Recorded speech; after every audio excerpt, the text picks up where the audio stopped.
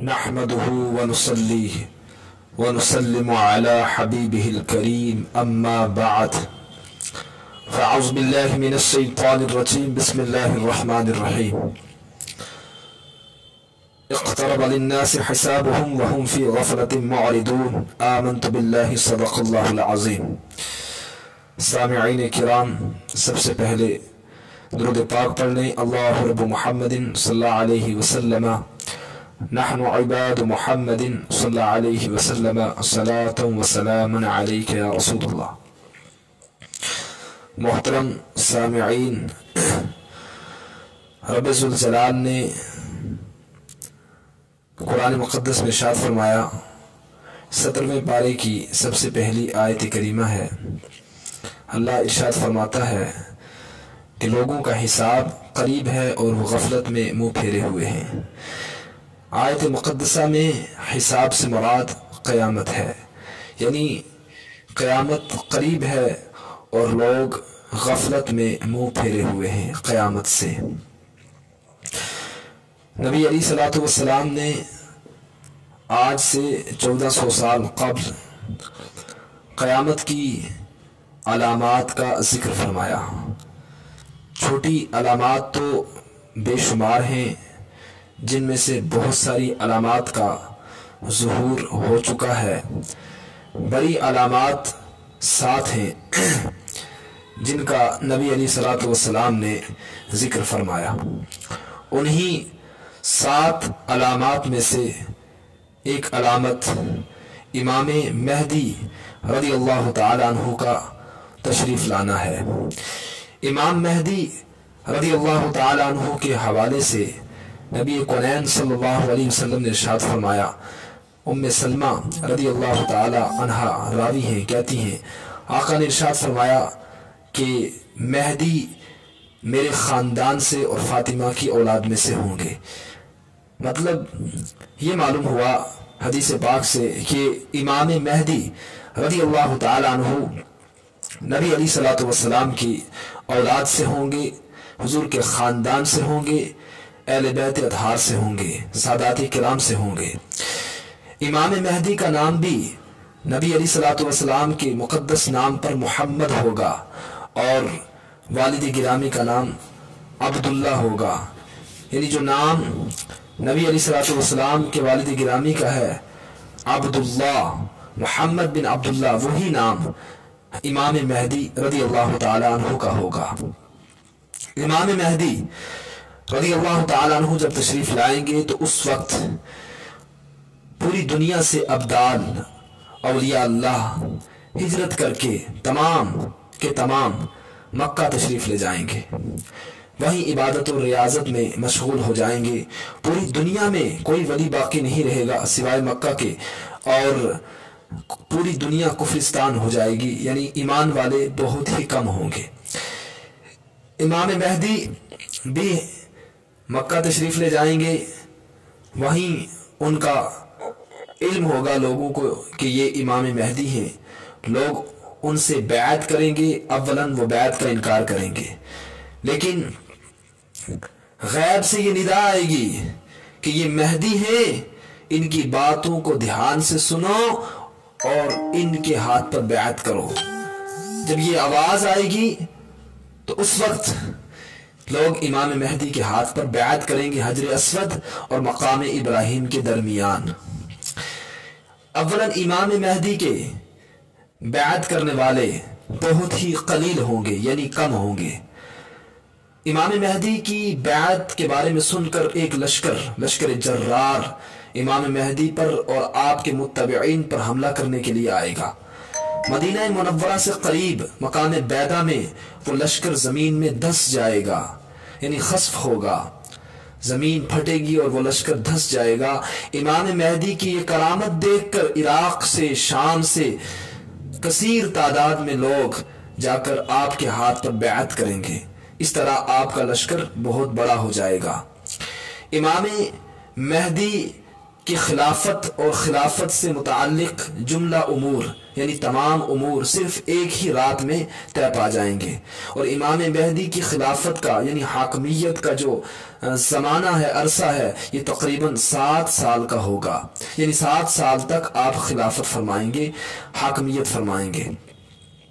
امام مہدی کے دور خلافت میں دولت بہت زیادہ ہوگی، مال بہت زیادہ ہوگا، آپ عدل و انصاف قائم کریں گے اور کثیر تعداد میں لوگوں کے درمیان مال تقسیم کریں گے۔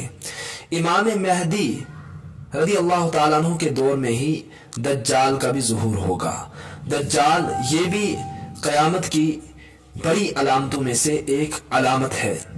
دجال کے بارے میں نبی علیہ الصلوۃ والسلام کی حدیث مقدسہ سے معلوم ہوتا ہے کہ دجال اصلاً یہودی ہے، اسی وجہ سے یہودی دجال کے بارے میں یہ عقیدہ رکھتے ہیں کہ وہ ہمارا مسیحا ہے اور اس کے آنے کے لیے تمام تیاریاں کر رہے ہیں، اس کے راستے ہموار کر رہے ہیں۔ جیسا کہ حدیث پاک میں حضرت عبداللہ ابن مسعود کہتے ہیں کہ ایک دن ہم نبی علیہ الصلوۃ والسلام کے ہمراہ بچوں کے پاس سے گزرے، تو جب بچوں نے آقا کو دیکھا تو بچے بھاگ گئے اور ایک لڑکا بیٹھا رہا جس کا نام ابن سعید یا ابن سیاد تھا۔ نبی علیہ الصلوۃ والسلام کو یہ ناگوار لگا، ناپسند لگا کہ حضور کو دیکھ کر بھی وہ بیٹھا ہوا ہے، تو حضور نے اس سے کہا کہ کیا تو یہ گواہی دیتا ہے کہ میں اللہ کا رسول ہوں؟ تو اس نے کہا نہیں۔ پھر اس نے آگے سے کہا نبی علیہ الصلوۃ والسلام سے، کیا آپ گواہی دیتے ہیں کہ میں اللہ کا رسول ہوں؟ حضرت عمر فاروق اعظم رضی اللہ تعالیٰ عنہ کو جلال آیا اور آپ نے تلوار نکال لی۔ عرض کیا یا رسول اللہ مجھے اجازت دیں، میں اس کا سر قلم کر دیتا ہوں۔ تو حضور نے ارشاد فرمایا، اے عمر اگر یہ وہی ہے جس کے بارے میں تمہیں شک ہے یعنی دجال، تو آپ اس کو قتل نہیں کر سکتے۔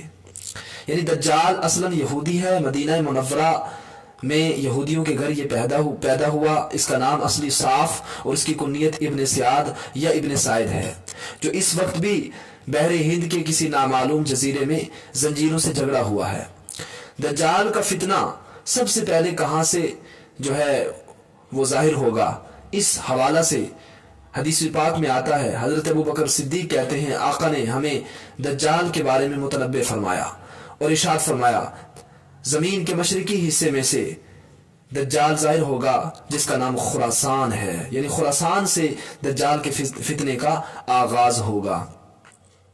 ابن حشام کہتے ہیں آقا نے ارشاد فرمایا، قیامت سے حضرت آدم سے لے کر قیامت تک تمام فتنوں میں سب سے بڑا فتنہ دجال کا فتنہ ہوگا، کیونکہ اس اللہ رب العزت کی طرف سے اسے یہ طاقت حاصل ہوگی۔ حدیث پاک کے الفاظ ہیں کہ یہ روئے زمین میں اس طرح گردش کرے گا جس طرح بارش کو ہوا ہانکتی ہے، یعنی اتنی تیزی کے ساتھ صرف اور صرف 40 دنوں میں پوری روئے زمین کا چکر لگائے گا، مدینہ منورہ کو چھوڑ کر ہر جگہ پہنچ جائے گا۔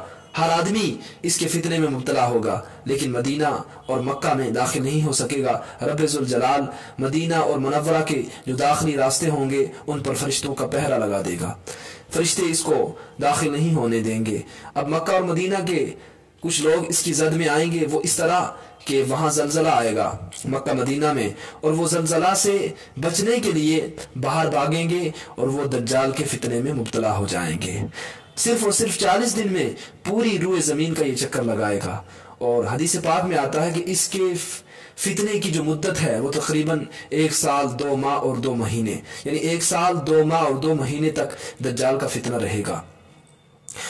اللہ رب العزت کی طرف سے اسے یہ طاقت حاصل ہوگی کہ اس کے کہنے پر آسمان بارش برسائے گا، زمین سبزہ اگائے گی، جو لوگ دجال پر ایمان لائیں گے بہت ہی خوشحالی آ جائے گی، ان کے گھروں میں مال کی کثرت ہو جائے گی، رزق میں برکت ہو جائے گی، ان کے مویشی ان کے جانور تازہ ہو جائیں گے، فربا ہو جائیں گے، خوب موٹے ہو جائیں گے، اور جو لوگ دجال کا انکار کریں گے، اس پر ایمان نہیں لائیں گے، تو وہ کمزور ہو جائیں گے، معاشی اعتبار سے کمزور ہو جائیں گے، ان کا مال کم ہو جائے گا، ان پر قحط سالی مسلط ہو جائے گی، اور بہت ساری پریشانیوں سے وہ بیچارے لاچار ہو جائیں گے۔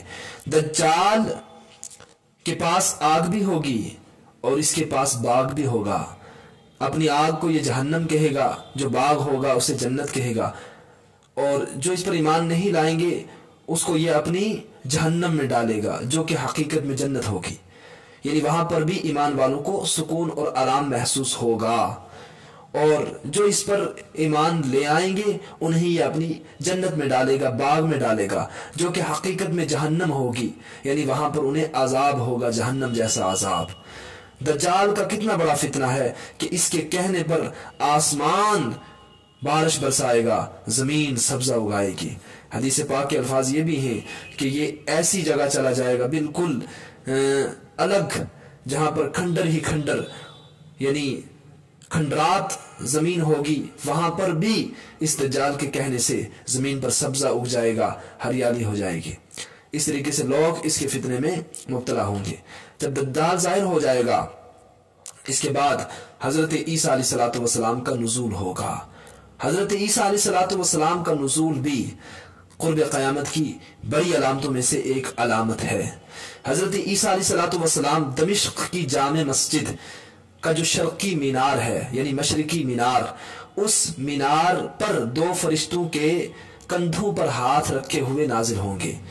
آپ کے جسم سے، آپ کی داڑھی مبارک سے پانی کے قطرات ٹپکتے ہوں گے۔ وہ تشریف لائیں گے۔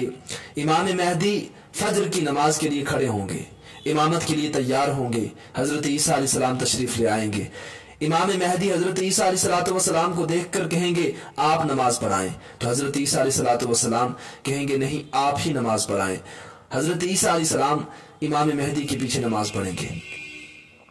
پورے یہودی دجال کے ساتھ ہو جائیں گے، دجال کا ایک بہت بڑا لشکر ہوگا، لیکن جب حضرت عیسیٰ علیہ السلام تشریف لے آئیں گے، پوری دنیا کے عیسائی حضرت عیسیٰ علیہ السلام کے ساتھ ہو جائیں گے۔ آپ صلیب کو توڑ دیں گے اور عیسائیوں سے کہیں گے کہ میں نے آپ سے کب کہا تھا کہ میں اللہ کا بیٹا ہوں؟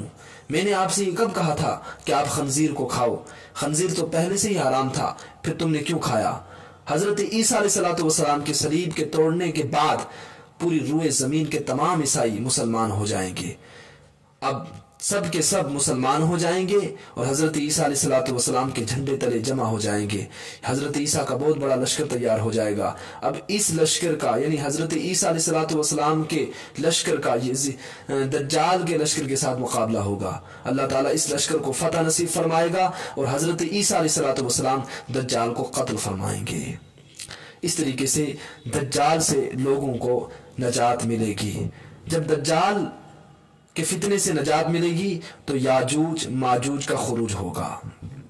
یاجوج ماجوج کا خروج بھی قیامت کی بڑی علامتوں میں سے ایک علامت ہے۔ یہ بہت ہی خطرناک قوم ہے، روئے زمین پر کسی جاندار چیز کو نہیں چھوڑیں گے، جو بھی ملے گا سب کو کھا جائیں گے۔ بہت زیادہ فساد برپا کریں گے روئے زمین پر، لوگوں کو قتل عام کریں گے، یہاں تک کہ روئے زمین پر کسی کو زندہ ہی نہیں چھوڑیں گے۔ جب انہیں روئے زمین پر کوئی نہیں ملے گا تو یہ اپنے تیر آسمان کی طرف چلائیں گے اور اللہ کی قدرت کے اوپر سے تیر خون آلود واپس ہوں گے، یعنی اوپر جو تیر یہ پھینکیں گے آسمان کی جانب، وہ تیر آسمان سے خون آلود ہو کر نیچے گریں گے تو یہ سوچیں گے کہ ہم نے آسمانی مخلوق کو بھی قتل کر دیا۔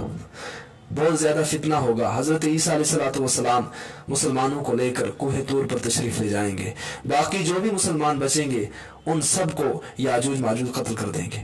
حضرت عیسیٰ علیہ السلام کی دعا سے رب ذوالجلال ان کو بیماری میں مبتلا فرمائے گا، ان کے گلے میں کیڑے پڑ جائیں گے، اس بیماری سے یہ یاجوج ماجوج ہلاک ہو جائیں گے۔ پھر اس کے بعد حضرت عیسیٰ علیہ السلام دعا فرمائیں گے، کیونکہ ان کی اتنی تعداد ہوگی کہ پوری روئے زمین پر ان کی لاش ہی لاش پڑی ہوگی، ایک بالشت کے برابر بھی جگہ نہیں بچے گی کہ جہاں ان کی لاش نہ ہو، پوری روئے زمین ان کی لاشوں سے بھری ہوگی۔ حضرت عیسیٰ علیہ السلام دعا فرمائیں گے، اللہ رب العزت ایسے پرندوں کو پیدا فرمائے گا جو آ کر یاجوج ماجوج کے جسموں کو اٹھا کر کسی دور جگہ لے کر ڈال دیں گے۔ اس طریقے سے لوگوں کو یاجوج ماجوج کے فتنے سے بھی نجات ملے گی۔ اس کے بعد جو حضرت عیسیٰ علیہ السلام کا دور خلافت ہوگا وہ 40 سال کا ہوگا، یعنی 40 سال تک حضرت عیسیٰ علیہ السلام خلافت فرمائیں گے اور شادی بھی کریں گے، بچے بھی ہوں گے، اور اسی شریعت یعنی شریعت محمدی صلی اللہ علیہ وسلم کے مطابق زندگی گزاریں گے۔ حضرت عیسیٰ علیہ السلام کی خلافت کا یہ جو زمانہ ہوگا یہ بہت ہی خوشحال ہوگا، خوشحالی ہی خوشحالی ہوگی، مال ہی مال ہوگا، کثرت کے ساتھ مال ہوگا، پوری روئے زمین پر صرف اور صرف مسلمان ہوں گے، اہل سنت ہوں گے، کوئی کافر نہیں ہوگا۔ شیر اور بکری اکٹھے چریں گے، بچے سانپوں کے ساتھ کھیلیں گے، یعنی اتنا عدل اور انصاف والا اور انتہائی خوشی والا اور خوش ماحولی والا اور فضل اور کرم اور برکت والا یہ زمانہ ہوگا۔ حضرت عیسیٰ علیہ السلام جب تشریف لے جائیں گے تو آپ کی تشریف کے 40 سال کے بعد، یعنی تشریف لے جانے کے بعد 40 سال کے بعد قیامت آئے گی۔ اس سے پہلے آسمان سے دھواں نکلے گا، ایسا دھواں جو پوری روئے زمین پر چھا جائے گا، اندھیرا ہی اندھیرا ہو جائے گا۔ اس دھوئیں کا نکلنا یہ بھی قرب قیامت کی بڑی علامت ہوگی۔ اسی طرح سورج